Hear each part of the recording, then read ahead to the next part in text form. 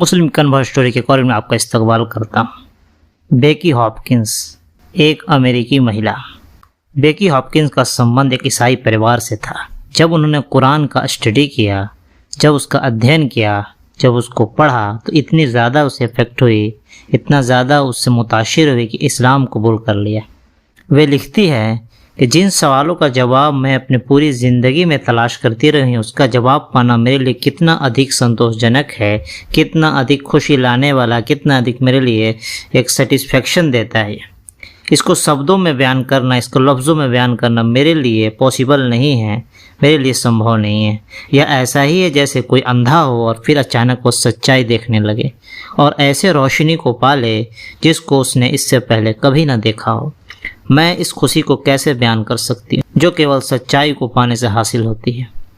मैं चाहती हूँ कि मैंने जो चीज़ पाई है उसको मैं सारी दुनिया के सामने गाऊँ। मैं चाहती हूँ कि हर व्यक्ति जिसको मैंने कभी जाना हो वह इसमें मेरा भागीदार बने, मेरा साझीदार बने, और जो दरवाज़ा मेरे लिए खुला है उस पर जश्न मनाने में वह मेरा शरीक हो। सबसे ज़्यादा बड़ी और सबसे ज़्यादा अजीब चीज़ जो मुझे दिखाएगी वह कुरान था, जिसने मुझे ज़िंदगी को बदल डाला। कितना अधिक मैं अपने कुरान से मोहब्बत करती हूँ। जब भी मुझे मौका मिलता है तो मैं इसको पढ़ती हूँ। मैं इसको अपने से अलग नहीं रख सकती। यहाँ तक कि अंग्रेजी ट्रांसलेशन में भी इसके जो लफ्ज़ है मेरे दिल को एक सुकून प्रोवाइड करते हैं, सुकून देते हैं, और मेरे आँखों से आंसू निकल पड़ते हैं। कितने ही बार ऐसे पल आए, कितने बार ऐसे लम्हे आए जबकि मैंने खुदा की किताब को अपने हाथ में ले लिया और इसके बारे में सोचकर मैं बहुत रोई कि इसके बिना मेरा पूरा जीवन कितना बेवकूफ़ी भरा होता। इस्लाम के बिना मेरी ज़िंदगी कैसी होती, इसको सोचकर मैं काँप उठती हूँ। इस्लाम के बिना मेरी ज़िंदगी कैसी होती, इसको सोचकर मैं काँप उठती हूँ। अगर मैं सबसे ऊंचे पहाड़ पर चढ़ सकती और मेरी आवाज़ हर उस आदमी तक पहुंच सकती जो इस्लाम से बेखबर है, तो मैं चिल्ला कर उसको वह बताती जो मुझे बताया गया।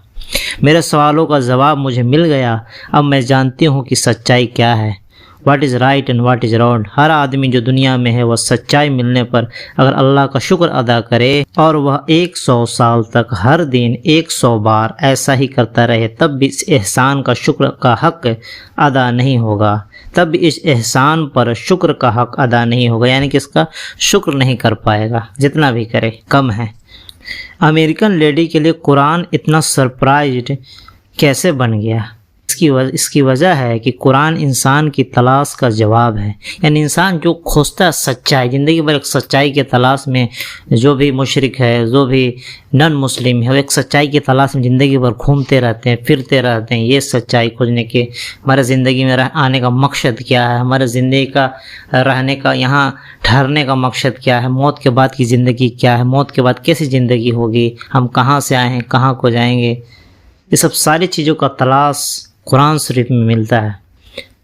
उस लेडी ने बहुत से दूसरे मर्दों और औरतों की तरह इसमें अपनी जो भी नेचर का जवाब पाया, अपने कुदरत का जवाब बना, जो उनके अंदर जो भी सवाल उमड़ रहा था, फितरत की जो तलाश थी, उसको उन्होंने पा लिया कुरान के अंदर।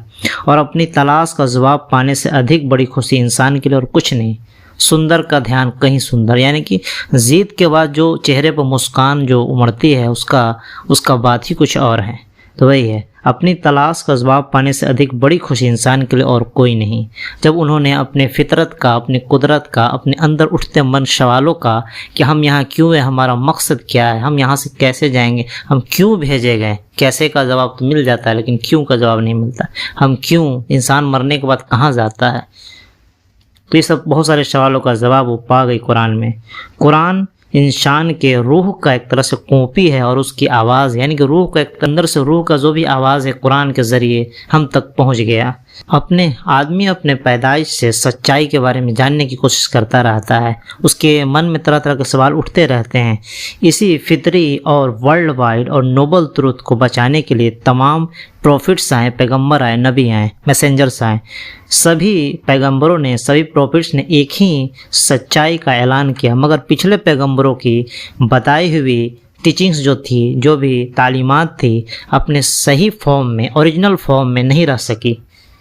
फिर भी आखिरी नबी मोहम्मद सल्लल्लाहु अलैहि वसल्लम पर जो नाजिल हुई किताब, जो रिवील्ड हुई किताब कुरान, आज भी अपने एकदम ओरिजिनल रूप में पूरी तरीके से सेफ है, सुरक्षित है, महफूज है। यही कारण है कि कुरान का मानव प्रकृति के बिल्कुल अनुकूल है।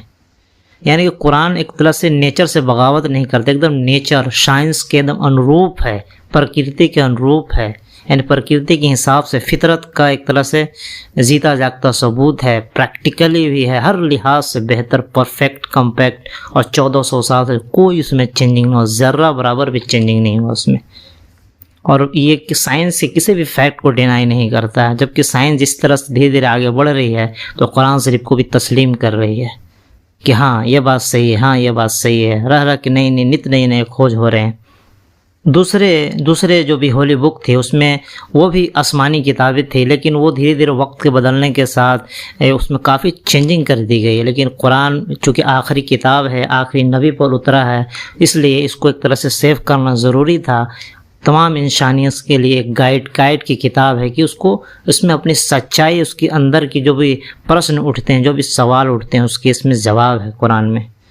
पुरानी जितने भी होली बुक्स थी उसमें तब्दीलियाँ होती है, जिसके कारण वो जो ह्यूमन नेचर के साथ वो तालमेल नहीं बैठा सकी, जबकि कुरान अपनी इसी तालमेल को पूरी तरह बाकी रखे हुए है। यही वजह है कि कुरान आज तमाम इंसानों के लिए सच्चाई का एकमात्र सोर्स बन गया है। तो ये स्टोरी थी बेकी हॉपकिंस से, किस तरह उन्होंने कुरान को जब पढ़ा तो एकदम दीवानी हो गई और उन्हें अपने सवाल का जवाब मिल गया कि why I am here and where I have to go, कहाँ मुझे जाना है, मैं यहाँ क्यों हूँ। ज़िंदगी जीने का असल मकसद उन्हें मिल गया और एक कुरान को एक फितरत के अनुरूप उन्होंने पाया, फितरत के अनुकूल पाया, फितरत से हिसाब से उनका तालमेल बैठा कुरान के साथ।